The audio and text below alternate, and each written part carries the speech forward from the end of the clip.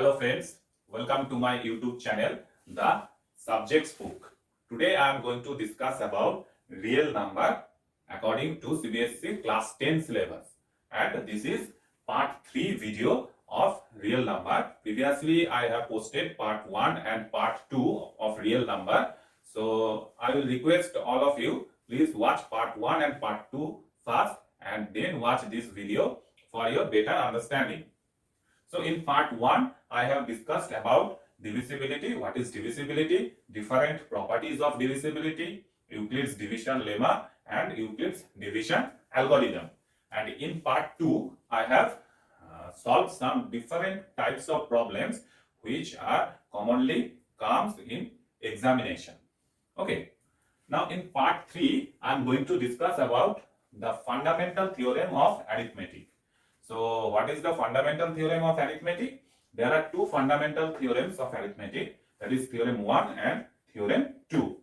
In theorem 1, it is said that every composite number can be expressed or factorized as a product of prime numbers which are unique but except for the order in which they appear. So what is the meaning of this? The meaning is that every composite number can be expressed as the product of a prime. Let's take a number, that is 30. 30 is a composite number. Now we can prime factorize 30 by 2, 15, 3, 5. So 30 can be expressed as 2 into 3 into 5. Here 2, 3 and 5. 2, 3 and 5, all of these are prime numbers and this combination is unique.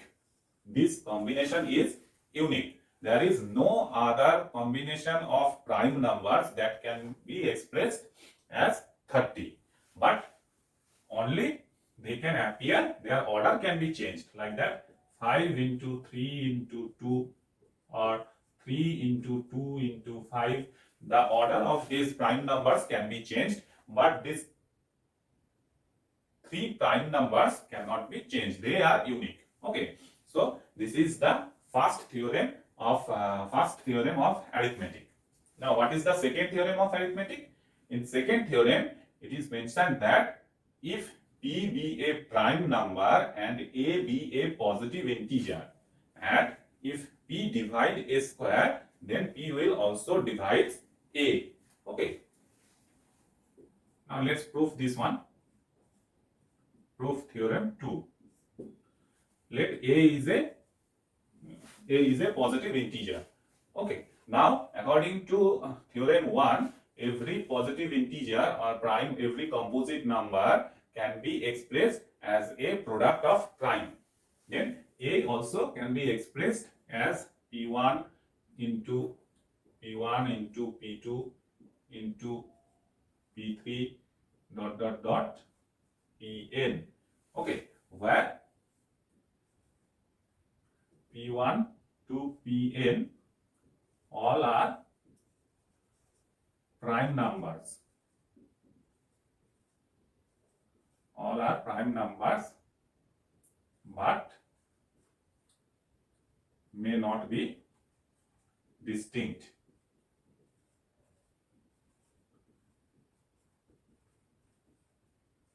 Okay, here P1, P2, P3, P4, P5 dot Pn, all these numbers are prime numbers and they may not be distinct. That means P1 and P3 may be same, P2, P4 may be same.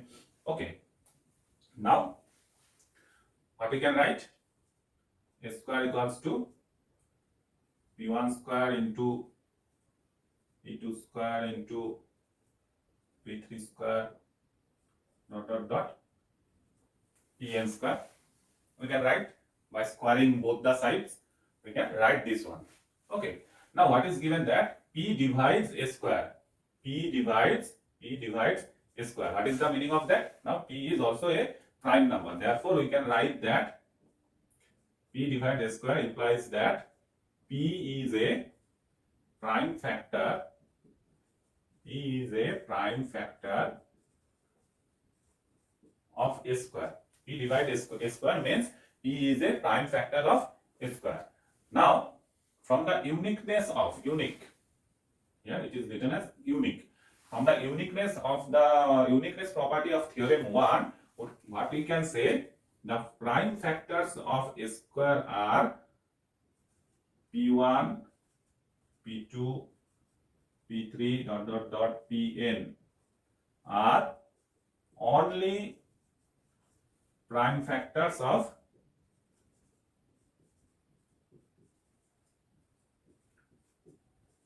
a square.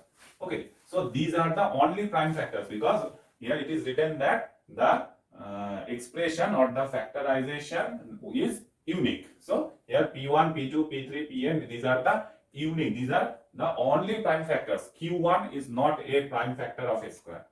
X1 is not a prime factor of a square. These are the only prime factors of a square. So from these two lines, what we can write? Okay, these are the only prime factors of a square. P is also a prime factor of a square. Therefore, we can write that P is among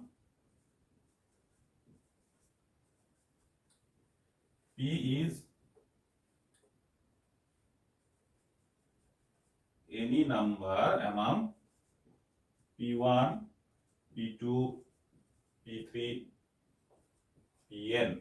So P will be a number between these numbers. P will be a number between these numbers, because these are the prime factors of a square. P is also a prime factor of a square. Therefore, P is a number. P is a number. P is any number out of these numbers. Okay. Therefore, what we can write that? Therefore, we can write that P divides P1 into P2 into P3 dot dot dot Pn. This is from the divisibility theorem. From the divisibility properties, we can write that P will, as P is a number, P is any number from these numbers. Therefore, P divides their product also. So if P divides P1 dot P2 dot P3 dot dot dot Pn, therefore what we can write? Therefore we can write that P will also divide A, because P1 into P2 into P3 into dot dot dot Pn means what? A. Therefore P divides A. So in this way we can prove that P, if a prime number divides a number square, then that prime number will divide that number also. Okay, so these are the two fundamental theorem of arithmetic, and now we will learn their use, where these fundamental theorem of arithmetics are used. That is how to solve different types of problems by using these two fundamental theorem. Yes, now I will discuss about the application of fundamental theorem of arithmetic. So the first application of fundamental theorem of arithmetic is that to find out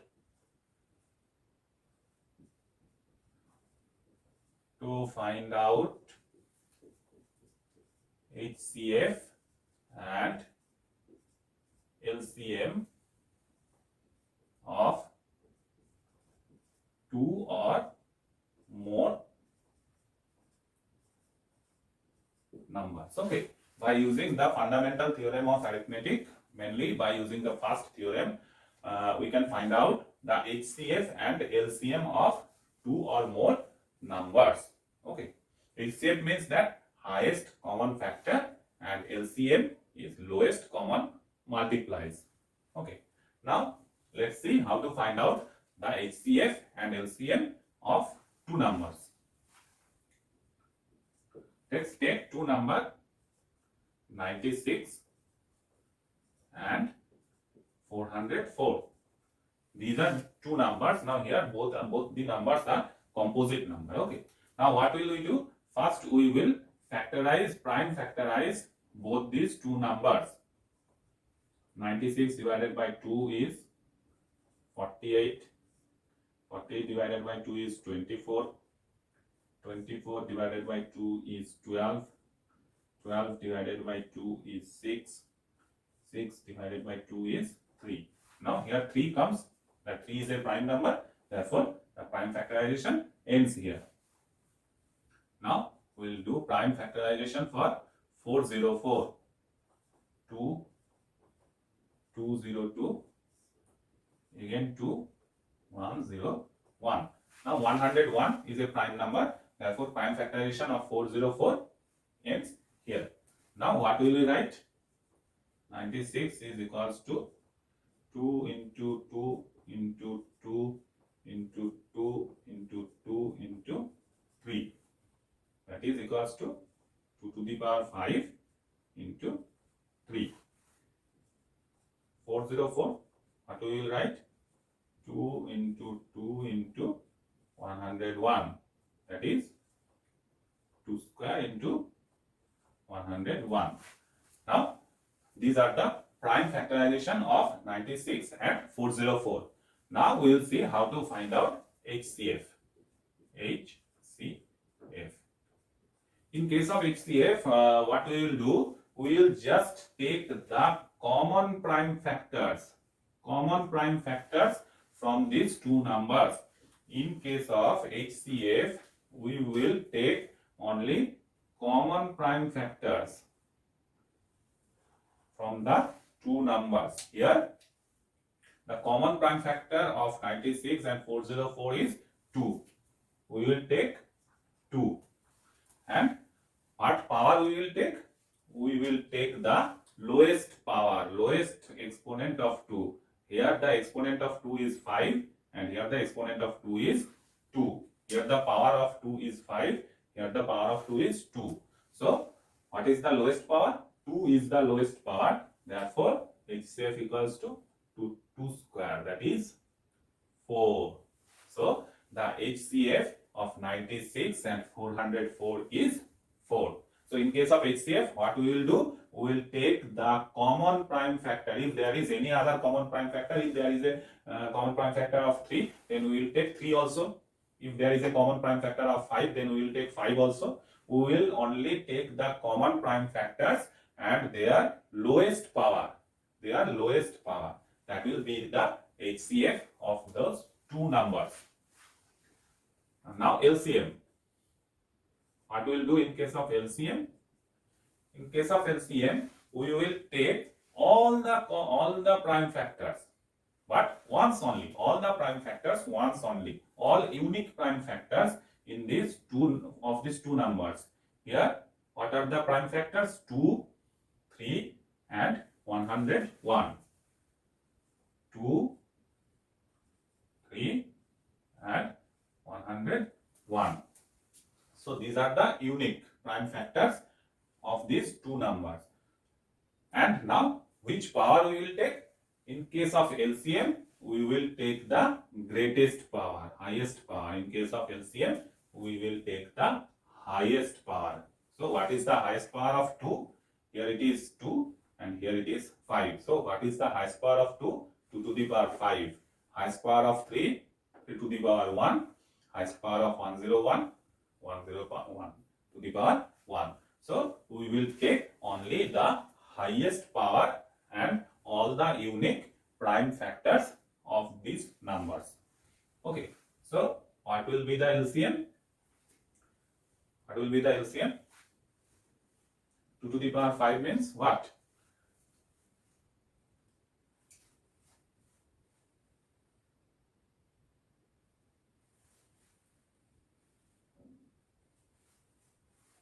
To the power 5 means 32.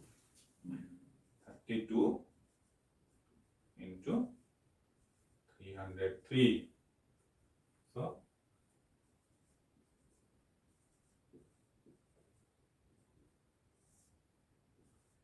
606 909 6969 9696 is the LCM of these two numbers. Okay, 9696 is the LCM of these two numbers. Okay, now one more important thing is there, that the relation between HCF and LCM and the number. If A and B if A and B two positive integers and their HCF is equals to X and LCM is equals to Y, then what will be the relation between AB and XY? What will be the relation between AB and XY? The relation will be like that: A into B is equals to X into Y. That is, the multiplication, the product of the number is equals to the product of their HCF and LCM. So here we have 96 into 404. We don't know this LCM. Okay, we have to find out the LCM. Y is equals to HCF is 4 into Y. Then what will be the LCM? Y equals to 96 into 404 divided by 4. That is 96 into 101. That is equals to 9696. Okay, so in any way we can find out the LCM or HCF. Okay, suppose we find out the HCF of these two numbers in prime factorization method, and we find out the LCM by this method. If there is if nothing is mentioned in the problem, then we can find out. We can do this one in any way.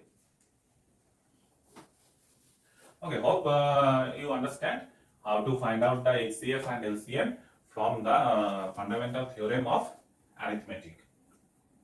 Now I will discuss about a problem on HCF and LCM. Okay, so this is a very common problem and frequently comes in your school exam as well as board exam also. So what is the problem? The problem is that find out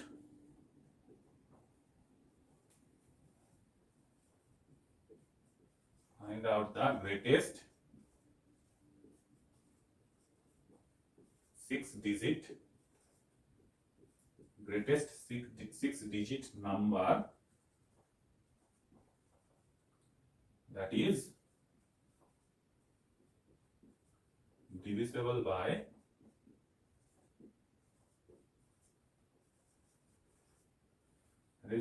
by 15, 24 and 36. So what we have to do? We have to find out the greatest 6-digit number which is divisible by 15, 24 and 36. So what will we do? Any idea? In this type of problem, what we have to do? We have to find out the LCM. We have to find out the LCM of these numbers first. We have to find out the LCM of these numbers first. Okay. Now 15 can be written as 3 into 5, 24 2 into 2 into 2 into 3, that is equals to 2 to the power 3 into 3, 36, 2 to the 4, 4 3 is 12, 12 3 is 36. Okay, so this is the prime factorization of these three numbers. Now we will find out the LCM. So LCM, in case of LCM, what we will do? We will take all the prime factors. How many prime factors? 2, 3 and 5. 2 into 3 into 5. Now highest power of 2, 3. Highest power of 2 is 3. Highest power of 3 is 2. 2 to the power 3 is equals to 8 into 9 into 5. That is 40 into 9, 4 9 is 36, 360. Now 360 is the LCM of 15, 24 and 36. So what is the meaning of LCM? LCM is lowest common multiplier. That means 360 is the lowest number that is divisible by both 15, 24 and 36. This is the lowest number that is completely divisible by 15, 24 and 36. Now we have to find out the greatest 6-digit number which is divisible by these three. Okay, so the number divisible by their LCM will be also divisible by these three. Remember that one very carefully. If a number is completely divisible by the LCM of two or more numbers, then that number, suppose A is completely divisible by the 360. A is 360 divides A.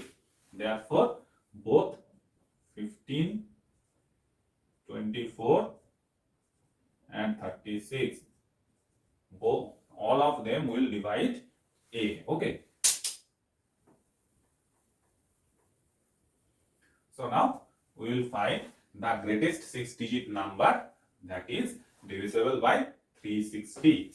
What is the greatest 6-digit number? 1, 2, 3, 4, 5, 6. Now that will be divided by 360.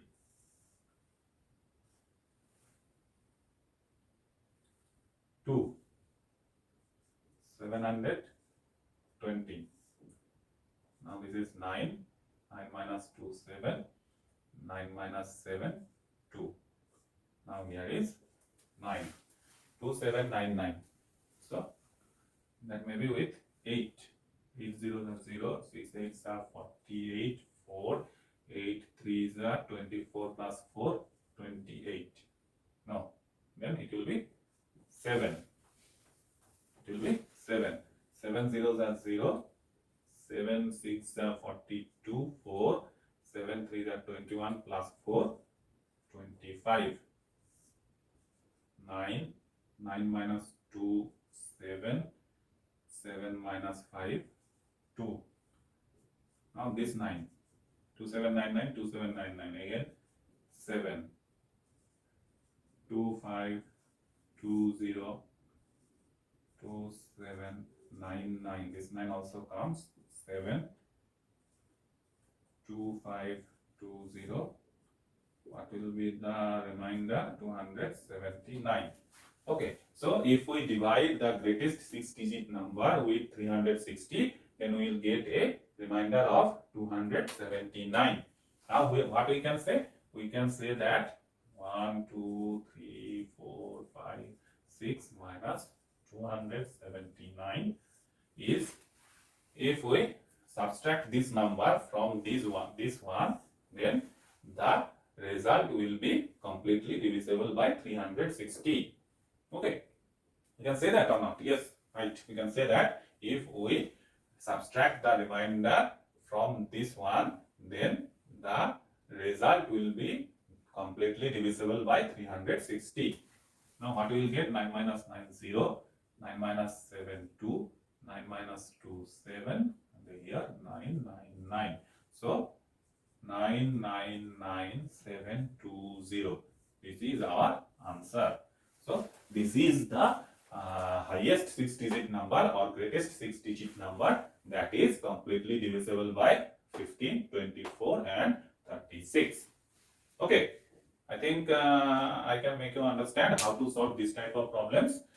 When this type of problem comes, first of all you have to find out the LCM of the numbers and then find out the number that is divisible, completely divisible by their LCM.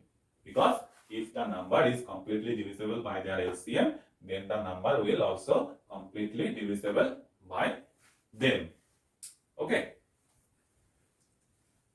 Okay friends, now I am going to discuss about the second application of fundamental theorem of arithmetic. Okay. So in class 9 number system chapter, you have learned about the rational number and irrational number. And there we have learned that root over 3, square root of 3, square root of 2, that means square root of prime numbers are irrational number. Okay. Now by using the fundamental theorem of arithmetic, we can prove that square root of 2 is an irrational number. So the second application of fundamental theorem of arithmetic, proof of irrationality.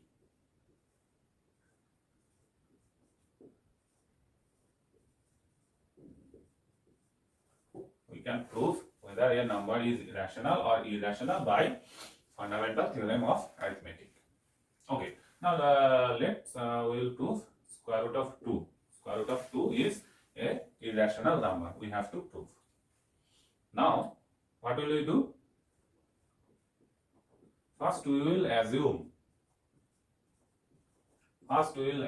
that square root of 2 is a rational number.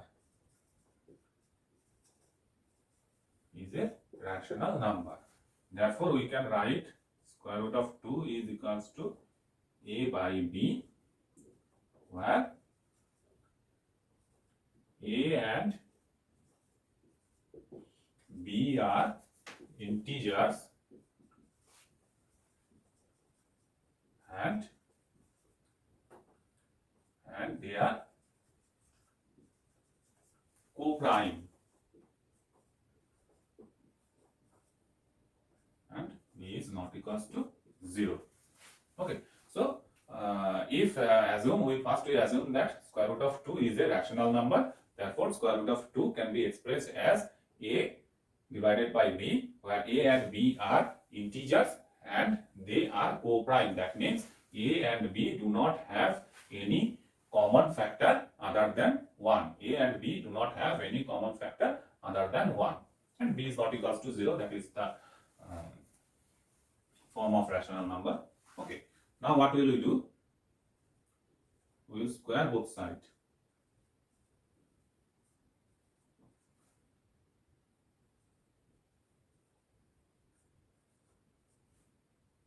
Therefore, twice b square equals to a square.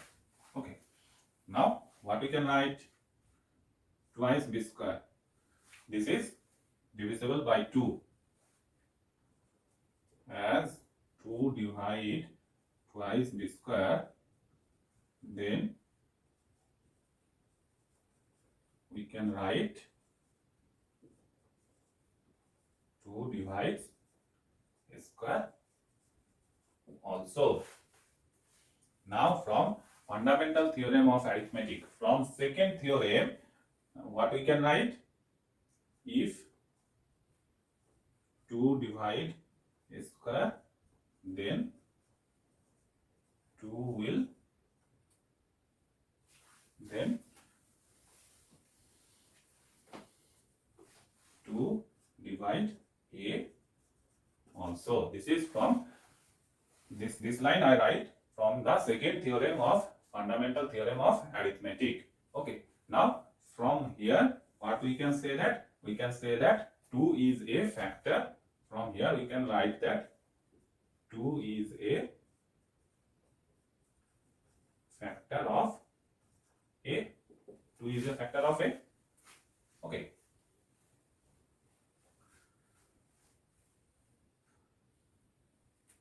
Now, as 2 divide a, therefore we can write that a is equals to twice c, for c is any integer. From Euclid's division lemma, we can write that a can be expressed as twice c. As a is 2 divides a, then a can be expressed as twice c. Okay, therefore a square equals to 4c square. Now from here a square equals to 2b square. Therefore what we can write? Twice b square is equals to 4c square, as a square equals to twice b square. Therefore we can write that b square equals to twice c square. Now again here, as 2 divides twice c square, then 2 will also divide b square, and from second theorem of fundamental theorem of arithmetic, we can write that as 2 divide b square, then 2 divide b also. Therefore, from here we can write that 2 is a factor of b. Okay, then we get that 2 is a common factor of a and b. 2 is a common factor of a and b. But here, what is written here? There is a and b are co-prime. That means a and b do not have any common factor other than 1. Therefore, we can write that our assumption is wrong. Square root of 2 is not a rational number. Square root of 2 is an irrational number. Okay. So hope you will understand this this one and earlier problems also. In next part, that is in part 4, which is also the last part of real number series, I will discuss about the third application of fundamental theorem of arithmetic. Third application, and I will also discuss how to solve some different types of problems that may come in your exam. Okay, and the link is also given. The link of part 4 video is given in the description box and in I button also. I will suggest all of you, please go through all the 4 parts of the videos of real number, and definitely you will gain some knowledge about the chapter which will help you in your examination. Thank you.